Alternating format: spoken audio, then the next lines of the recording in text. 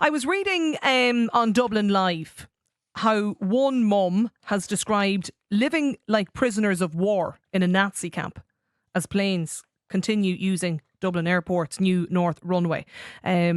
That's how she described it. And look, it's not the first time we've heard about issues at the new runway in Dublin, at the airport, and the impact that it's having on residents. But has there been any improvement at all?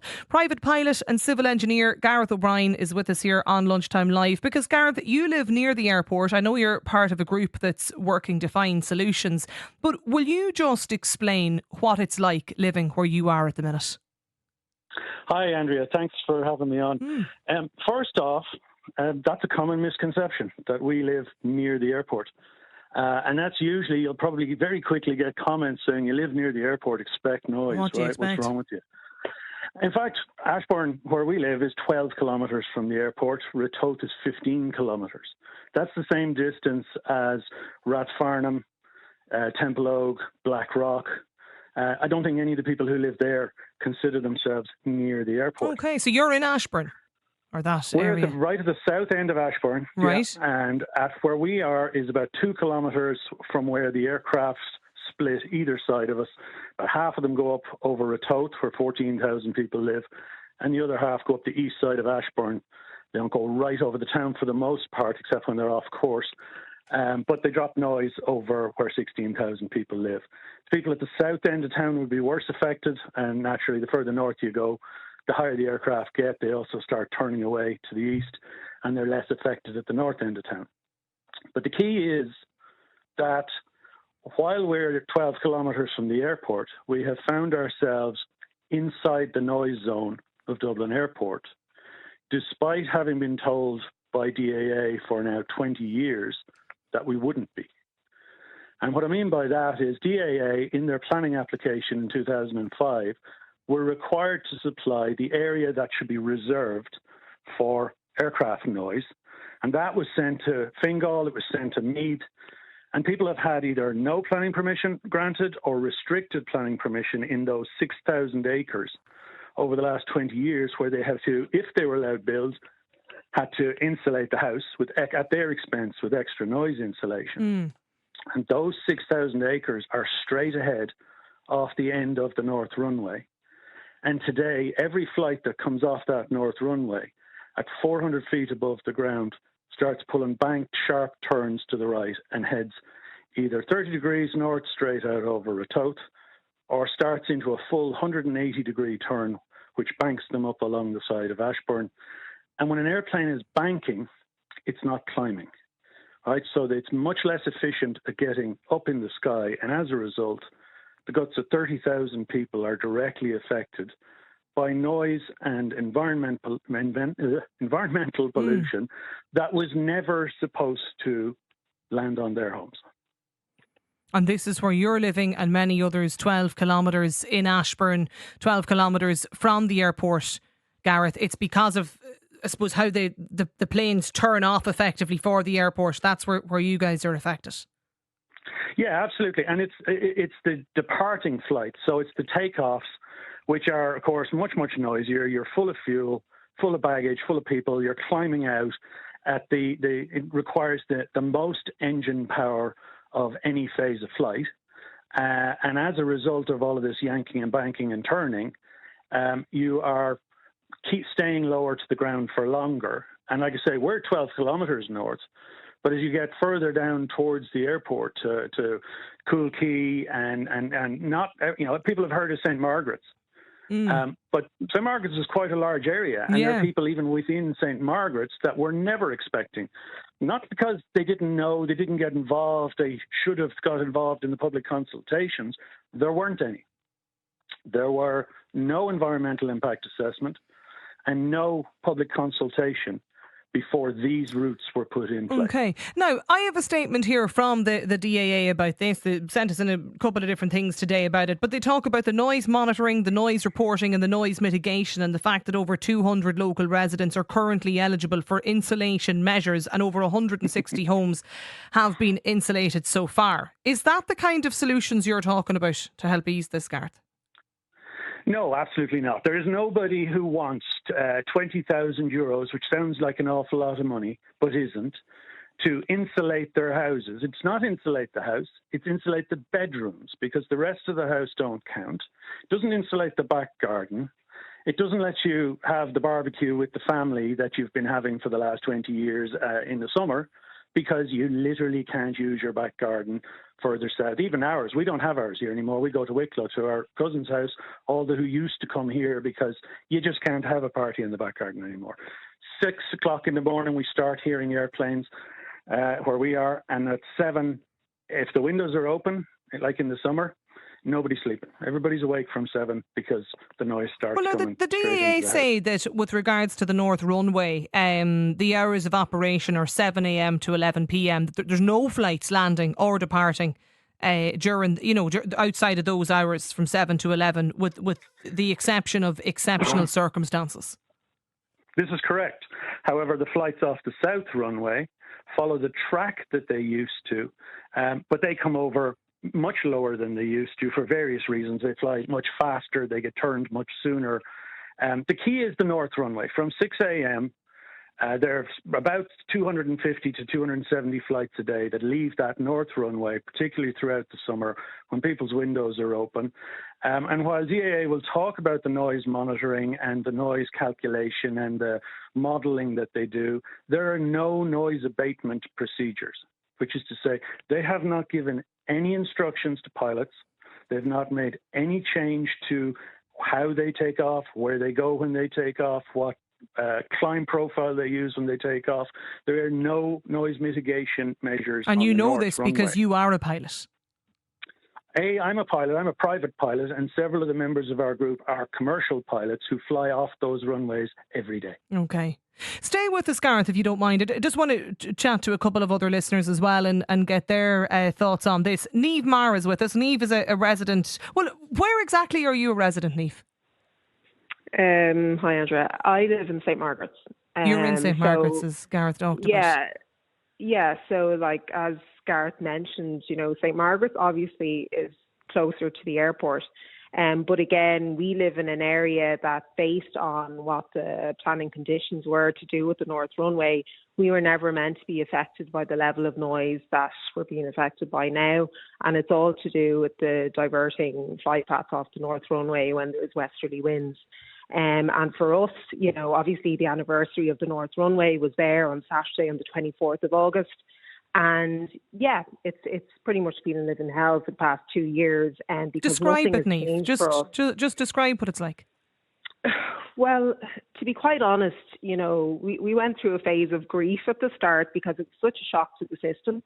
Obviously, we live in an area that we were used to hearing some kind of aircraft in the sky because of the South Runway, the original runway. But it was like literally, it was like being in a war zone the second day after the runway opened, because there was only one flight the first day. The second day, there were planes coming from everywhere at low altitude again, as Gareth made reference to, because they are very low in the sky when they're passing over our home. And you can't enjoy your garden. The kids can't enjoy being out there. The noise of the planes in the evening time when you're trying to get your children into bed, it's horrific. And the large Airbus planes, and particularly in the summer period now that is just coming to an end in September, it's the busiest time of year in the airport. The planes are loaded, they're heavier, the particularly large ones going to the States, Dubai, whatever, they're even lower in the sky. Some people commented on the fact that the windows are nearly rattling from the tremors. You can feel the vibrations of the noise in the air. The windows are open on the days that were warmer. It's just, it's such a massive impact on your day-to-day life when you're in your home. You can't get away from it. It's much better than an alarm clock. Again, as Gareth made reference to, it's 7 in the morning. It's 7 o'clock because the first plane goes over the house, and that's it for now for the day till 11 o'clock at night. It's a horrible way to live, and yeah, there's major things going on in the world, but on a day-to-day basis, when you're experiencing something that, unfortunately, I know we're saying it was never meant to occur, but that's why we have planning permission and planning conditions in place. We were prepared for a certain amount of noise because, yes, there are aircraft in the sky, but nothing like this. And the noise levels in particular that people in our area, Kilkee, those areas that are that bit closer to the airport vicinity, as in the less than 10 kilometre range, the noise that we're experiencing, it's really detrimental to us on a long-term basis for our health and our kids. Just on that, you're in South Margaret. Vicky McCauley is with us too. Vicky's the chair of the Community Council. What's the noise like where you are, Vicky? Hi, Andrea. Well, the noise here, I built my house. We built our house 25 years ago. And yes, we built it beside Dublin Airport. South runway noise, was fine, and it wasn't a problem. And then all of a sudden, we're right under an illegal flight path. It's devastating to us. It makes a huge difference. I'm in my back garden. I can't talk on my mobile phone because I can't be heard. And the noise inside the house. The early morning wake up, 6, 7 a.m., the heavier aircraft. I'd like to say that, DAA, they're repeatedly breaching their conditions. Well, no, I do remember last year us talking about this. Not necessarily with you, Vicky, but this issue. And I remember the DAA had announced that they'd amended some flight paths following complaints last year. Well, it hasn't made it any easier for us here in Ballyboughle. Certainly not. It's worse. We've had the summertime to contend with, and it's worse. We're woken up early in the morning. We're trying to sleep at night. I've got 4 teenagers in this house, and even for them, I'm representing partly my community. Also, there are so many people that are so disappointed with what's going on, and we just hope to God that something can change. Andrea, it's so unfair. No, more people looking to get in touch about this too. David Walton is on the line. David, you're in Ballybough, is that right? Ballybough. Apologies, sorry, I got it wrong. What's the noise like where you are? Well, I'm just down the road from Vicky, and we have, when you said they amended the flight paths, that instead of turning right at the end of the runway at 450 feet, they're now turning right at 650 feet. And the original planning was that they would fly out due west for 5 miles or 11 kilometres before they turn, or hit 3,000 feet before they turn. And that's the problem. And we've got probably over 2,000 residents in the Ballybough Old Town area, 10 kilometres from the airport. So, to echo what Gareth said earlier on, we're in the exact same situation. Because they're now turning at 650 feet at the end of the runway, they're flying slightly higher. So instead of going over Ballybough and the estate in Knockdove and the school at 4,000 feet, which they were for the first couple of months, they're now slightly above that. They might be at 5,000 feet. But, there's a lot of smoke and mirrors going on with the DAA. And you have Michael O'Leary talking about quieter aircraft. Like, come off it. I mean, has anyone ever heard of a quiet aircraft, as Gareth described, banking over Ballybough? So it's climbing and banking. It's at full throttle. And if you're sitting out, you have to stop a conversation if you're sitting in the back garden. You can't hear the birds. It's just forget about it. And I've got 140 names, contact details and addresses who's given us permission to complain to the DAA about every single aircraft that flies over Ballybough, but they will not accept it. That's a major problem, is the fact that the complaint system, if you want to complain about 200 flights a day, you have to complain about each individual flight on the DAA system. Now, apart from the fact that the DAA is regulated industry, ANCA, which is the noise regulator in Fingal County Council, does not take complaints from the public. But all of this noise monitoring and the noise reporting that they're talking about, David, that I've this lovely big graph here from the DAA of, key facts on noise, and they're telling me all about the noise monitors and how they work and the noise reporting system. So you're saying that none of it's not working for you? The modelling that they use for their planning permission, we are now inside based on the information and data we have, because we're now monitoring ourselves separate to what the DAA has put in. But I think you've got to realise is that this should have been done. There was no monitoring before the aircraft arrived to say what was before and after. But we've already done tests and we've had independent experts view it, and they've said you're already inside an area for noise monitoring that the DAA provided, which would be maybe 5 miles closer to the airport. So their modelling is completely off. I think you're at odds with their monitoring. They also tell me in this statement, David, and I don't know how you feel about this, but I'll just put it to you anyway. To date, the DAA say that we've offered a voluntary buyout option to 38 homeowners in the immediate vicinity of the airport. 5 purchases have been completed since the scheme opened in 2017. The people that you live beside and your neighbours and those that you talk to, are people considering that? We're not even in that area. We're not remotely close to that area. Those areas would only be, say, maybe close to a very narrow pocket in St. Margaret's, which is 10 kilometres away from where we are. Well, would you qualify, Vicky, for that? I wouldn't qualify for it, no. Or sorry, Niamh, it's you that's in St. Margaret's, isn't it? Yes, it is, yeah. Would you qualify for the... No. And if you did, like, if I'm just curious now, if that, like, I know, sure, you've saved to buy your house, you're in your house, you probably love your house, your area, but like, is that where people are at with this? Like, at this point, everybody's just driven absolutely demented by what is going on in the immediate vicinity of where I live. Obviously, you're looking at all of your options, but it's like, at the end of the day, we moved to the area. We investigated where we were going to live. We have particularly stressful jobs. We would never have chosen to live under a flight path. And that is the thing. There's been no choice in this. It's been forced upon people. And it is going to have a massive effect on our lives, our health, our sleep, our children. It's just an absolute disgrace. Now, some of the texts on this, let me just put some of these to you. Listener here says, I'm woken every morning by flights at 6 a.m. every morning during the summer. This has only happened since the new runway opened. In Sweden, you can't have a passenger airport within 30 miles of the city. Texter says, when you moved into your home beside the 13th busiest airport in Europe, what did you expect? Another listener says, I work beside the runway 5 to 7 days per week. I'm on site night and day. It isn't loud. In fact, the M50 on the opposite side is louder. Buy or build beside an airport and you get flying planes. Yeah. Listen, we've been hearing this for the past 2 years. But again, it all comes back to the fact that, there's planning permission there. There was meant to be an environmental impact assessment. It wasn't done. Things have been glossed over, skipped over. And like David was saying, there's a lot of smoke and mirrors going on here. At the end of the day, what is going on now is morally wrong. It's incorrect. It's actually, it's gone against planning conditions.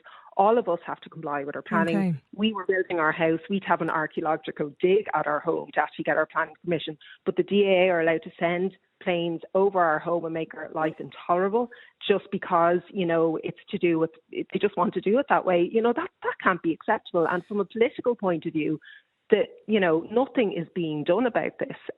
Our councillors have been extremely supportive of what's going on in Dingle and also in Meath County Council.